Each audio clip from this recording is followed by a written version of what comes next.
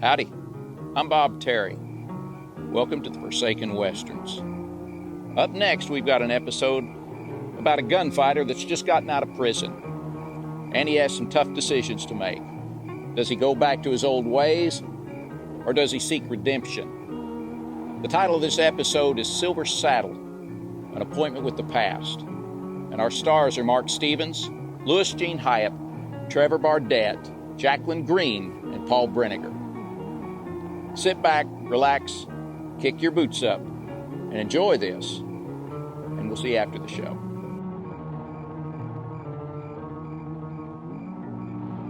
Play show anymore. It's a gun hawk like him wanting a farm town like Kingdale. He's always been a little too close-mouthed to suit me anyway. 5 years behind bars could do that to anyone. I wonder how fast he really is. I'm not sure. But I'll tell you this, you're not in his class, Link. Neither are you, kid. So both of you just take it easy. I'll handle him.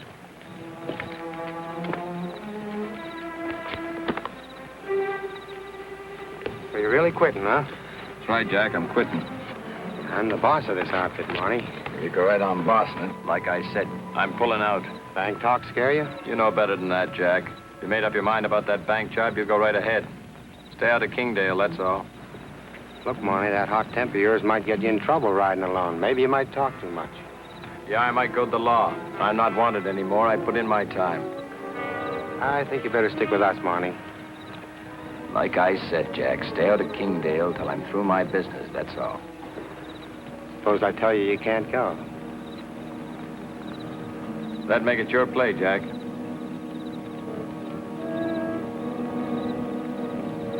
Tell those two to stay by the fire. I'd like to see my friends when I ride out. Keep the fire going, boys. Remember, Monty, you know a lot of my plans, so just keep them to yourself. And don't forget, Jack, stay out of Kingdale till I'm finished my business.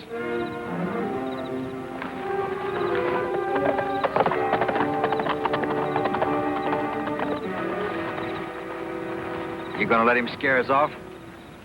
What do you think?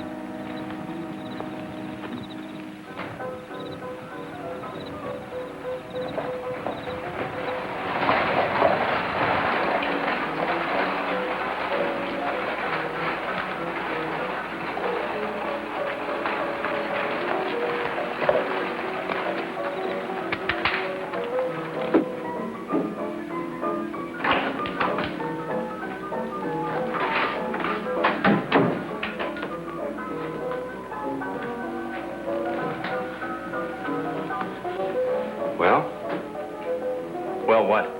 We've got a good steak. Coffee, Black. Stranger here, ain't you? That's right. Ain't a bad little town. Kind of quiet, but we make all right. Jim? Same as always, Pete. Just coffee tonight. Nice evening. Yeah. Saw you ride in. That horse of yours got the fanciest rigging I ever saw. I like it. Sheriff? Marshal. Who are you looking for, son? I gotta be looking for somebody? I'd say so. Kingdale's farm town. You're a rider. We're way off the beaten path.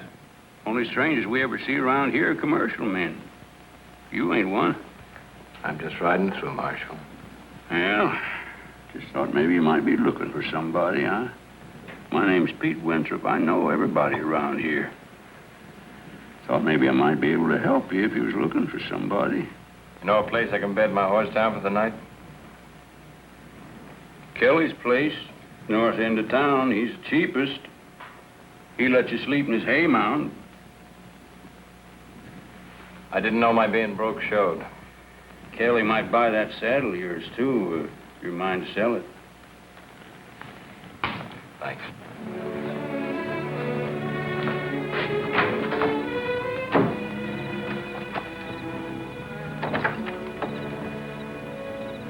Yes, sir. As I was saying, the hotel ain't much at best. If the man's got his bedroll, he'd be a sight better off stretching himself out in the hay back there. That'll be fine. The hotel gets $1. 50 cents will do me. For sleeping on a bale of hay? That's my price. All right. I'd sure like to buy this saddle off of you. I bet you had plenty when you bought it. You talk too much, mister.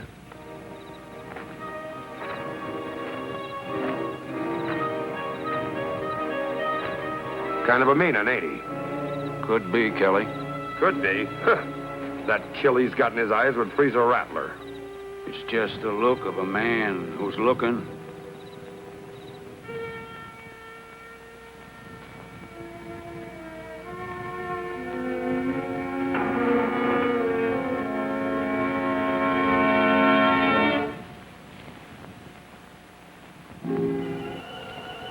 Monty? Monty, where are you? Over here.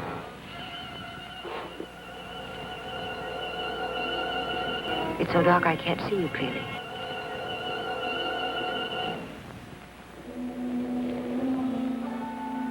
You look good, Mary. You haven't changed either. How'd you know I was here? Pete Winthrop. He knows all about me. He said there was a gunman in town. Thought I'd like to know. I know it was you when I heard about the saddle. What do you want, Monty? Why are you stirring up trouble? I've lived my past down. Originally, it was to square things away. Now I know it because I had to see you, Mary. It's no good. It can't lead to anything. It could have, Mary. No. We were crazy. Our marriage wouldn't have lasted anyway. You loved me. I'm glad you knew that, Monty.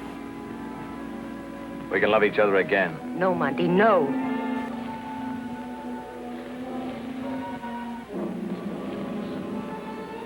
We had our chance and we spoiled it. We didn't spoil it. Cal Ferris did. That's not true. Cal had nothing to do with it. No? Monty, Cal's your friend. Then it must have slipped his mind. He turns me in, collects a fat reward, and then runs off with you. It's not true. You ran off with him after they picked me up. What else could I have done? How long did it last, Mary? What difference does it make? He ran out on you, didn't he? I wouldn't have done that. No. No, you wouldn't have done that, Monty. You gave me everything. And took everything. Yes, you would have stayed with me. Till one day you would have gotten a bullet in you. Or were put in jail for the rest of your life. And then I'd just have to go it alone. We never once brought out the good in each other. And there was good in both of us at first. Then Cal ran out on you. Left you. No, Monty, he didn't. He married me. Cal's here. Yes. What'd he do, send you down to buy me off?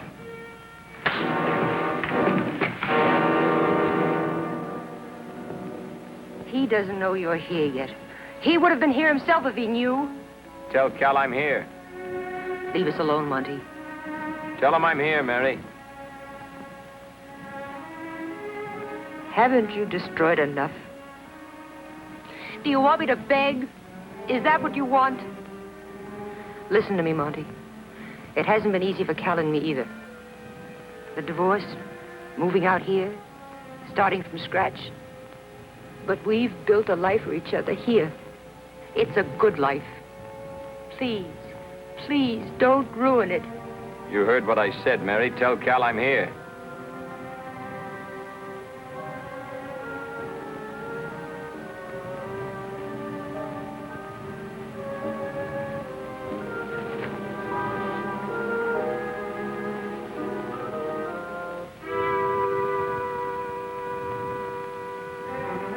Why didn't you write me? What for? What could you have done? She's my own daughter. Her name is Ferris. That's my name, that's my husband's name. As far as Mona's concerned, that's all she knows. Mona. That's a pretty name. Will you leave us alone, Monty? I want to see her. It's no good. It'll only make it harder for all of us. Cal's been a good father to her. You owe him something.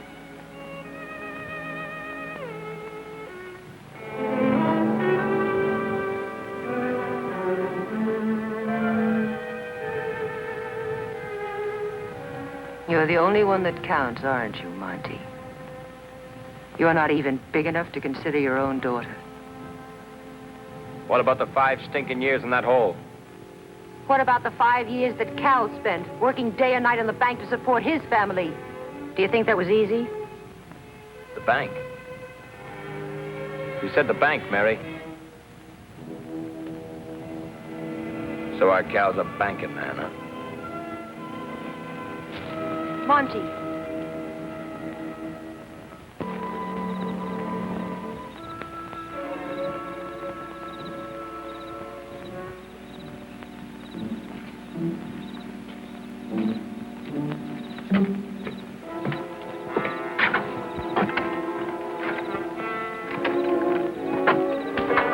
Don't reach. Inside. Go on. I figured you'd be calling when I heard you were in town. Don't do anything quick, Cal. I'm not carrying, Monty. Still playing it safe, Cal. Maybe. Hold that.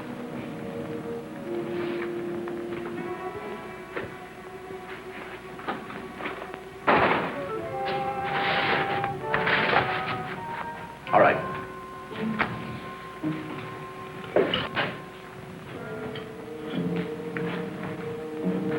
I've aged.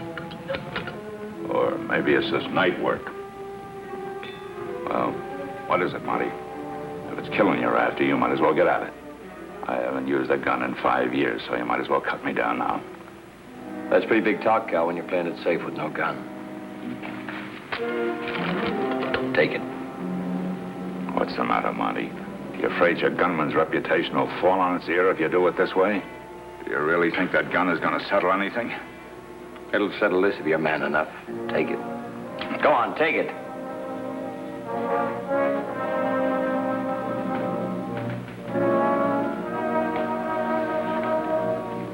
Don't tell me the great Cal Ferris is yellow. Maybe I should make a play for your cash. And maybe you'll make a move for the gun. Safe is right over there. Of course, the key is kept in the marshal's office, so it won't bother me none if you want to make a play.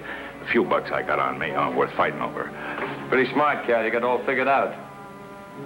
Figured I won't kill you if you don't make a move. Well, maybe I don't need manners to get even for the 5 years I spent in Hellgate. Let's get one thing straight, Monty. I didn't turn you in. Talk's cheap. It is. But you can check. The reward money was never claimed. You just did one job too many. You should have quit like Mary asked you to. You've always had to heat yourself for killing, haven't you, Monty? But I'm still not touching the gun. Not with the responsibilities of the family I have. Now you're hiding behind a woman's skirts. Some people might call it self-respect. Even though my job only calls for cleaning the bank. You mean you're just a sweeper? That's right. A man has to grow up sometimes in order to raise a family in the right way. Maybe what you say makes sense, Cal. But what about my daughter, Mona? We were married before she was born. She never heard about you, Monty, and she'll never be hurt because of it. So what am I supposed to do? Just ride off and forget the whole thing ever happened? A man's entitled to something after 5 tough years. Tough years, Monty? Take a look around. You think I like being a sweeper and a bucket man? That's how I've spent my 5 years. Trying to make a home for Mary and Mona.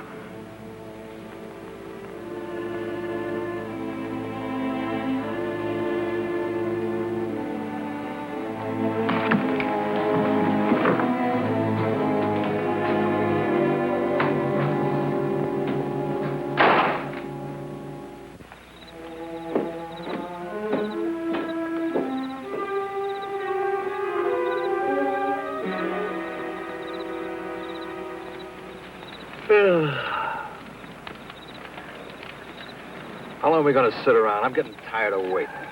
Hey, what about it? We gonna hit that bank or not, Jack? I'm still working on it. Chicken scratches. I like to think things out all the way before I make any move. Maybe you should have thought a little more before you let Monty ride out tonight. It might take a notion to give us a little trouble. Maybe that's just the notion I want him to take. It seems to me you had your chance a couple of hours ago. That's right, kid.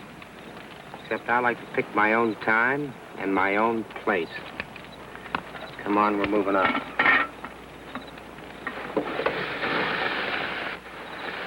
Man can't get any sleep around here. You know I work all day. Said you want to buy the saddle. Sure, but at this time of night, why? Don't ask questions. Give me a fair price and I know one I can use. Now, hold on a minute. Put up or shut up. How much will you give me? Simmer down, son. Kelly'll buy your saddle, won't you, Kelly? Well, Give me $200 and I know one I can use. I paid over $500 for it. Cheap price, Kelly. You stay out of this, none of your business. Just said it was a cheap price. No sense in getting riled up. I'll give you $150. Take it or leave it. All right, it's a deal. Give me an old one I can use. I'll be moving on. Sure, and I'll get your money. Look, Marshal, I want this money to go to Mary Ferris. I borrowed it from her dad a long time ago. That's why I came back here, to pay her back. That's why she came to see me. Looks like she can use it. Like I said, son, it's a cheap price. Yeah. You figure it in greenbacks.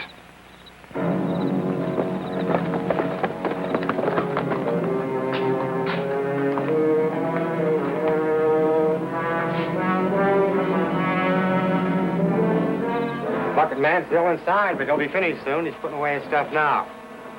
We'll grab him as he comes out the door. And keep it quiet, no shooting. That's right up my alley. Any sign of Monty? No. Stick with the horses. If you hear any trouble, covers from the other side.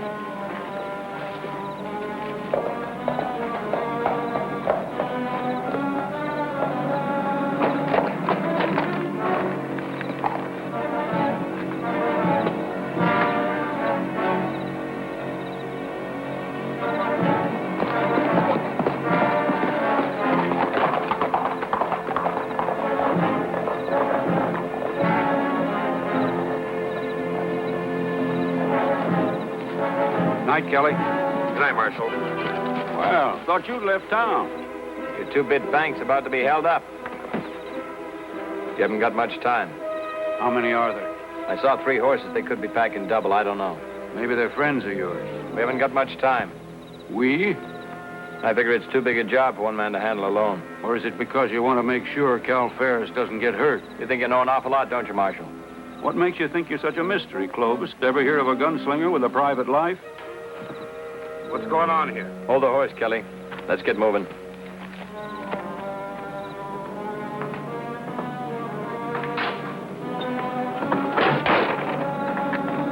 Reach, bucket man. Turn around.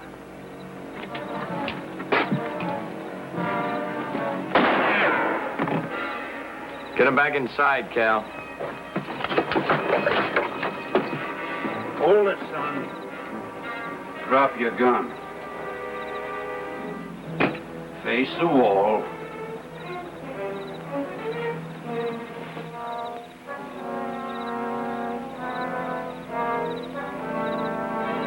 I know you're there, Jack.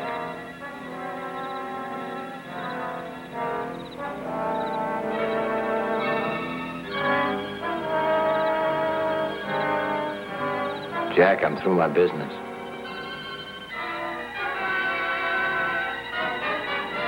Take your best shot.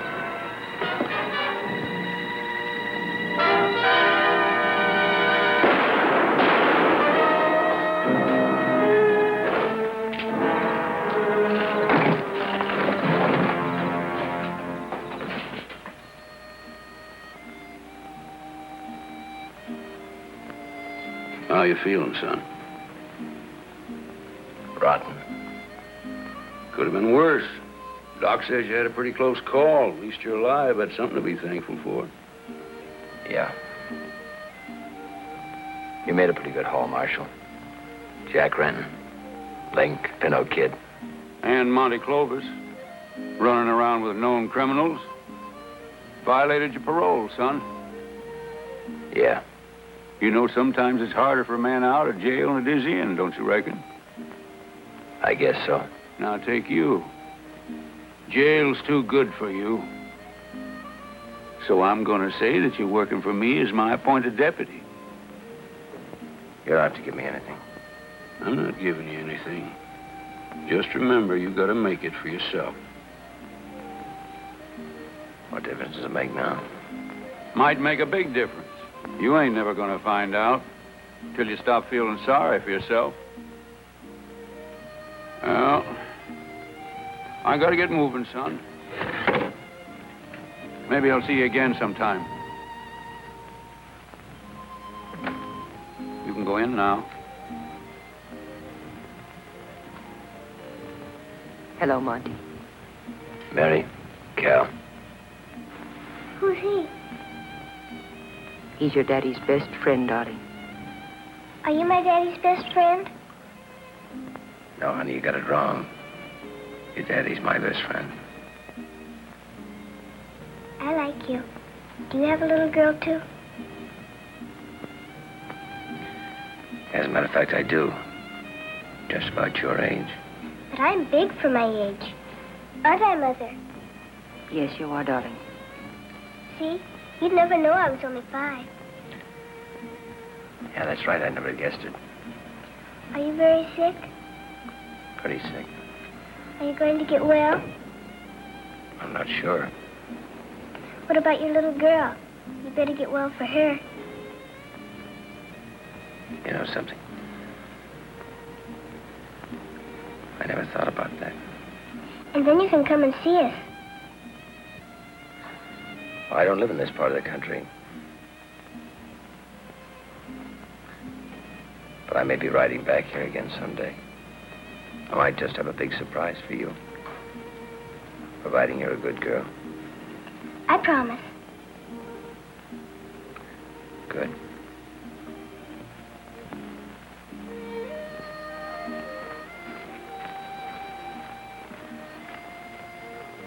Goodbye, Monty. Bye, Mary. Cal.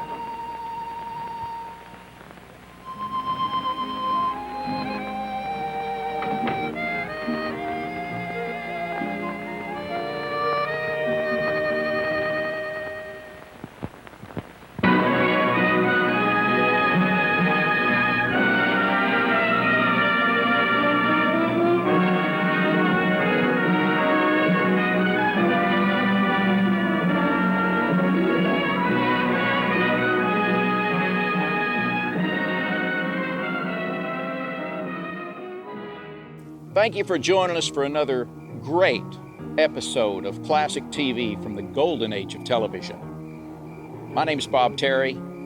Hope you'll join us again here next time for the Forsaken Westerns. Have a great day.